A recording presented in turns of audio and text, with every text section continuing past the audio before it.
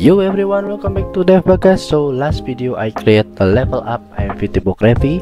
So at this video I create a radial raise effect. So at this video I will break down this level up editing. So one of this effect is radial raise. So for you guys that still make radial raise manually, use shape, use ellipse tool, and then you can add some effect that sucks old style. So at this video I will show you quick tutorial about how to create radial raise under 2 minutes. So without further ado, let's do it.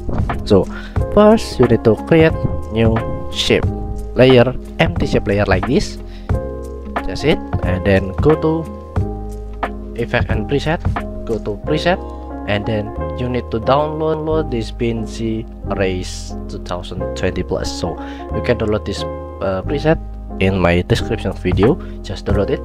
This is 100% free. It's made by my friends Vinci Animation. So you can follow this Instagram and download this plugin or script or preset. Yeah, download it, install into your After Effects, and then just drag into your shape layer, and boom, it's done.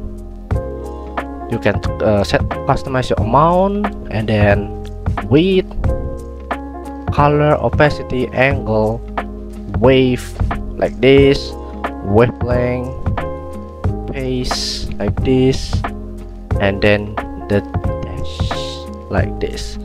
This is very cool. This is very helpful to create AMV typography, motion graphic, or other. So don't forget to download this preset and then follow Vinci Instagram. Okay, so this is a quick tutorial about how to create radial raise in After Effects. So it's just 2 minutes like what I said before. So don't forget to subscribe, like, share this video, and then see you in the next quick tutorial.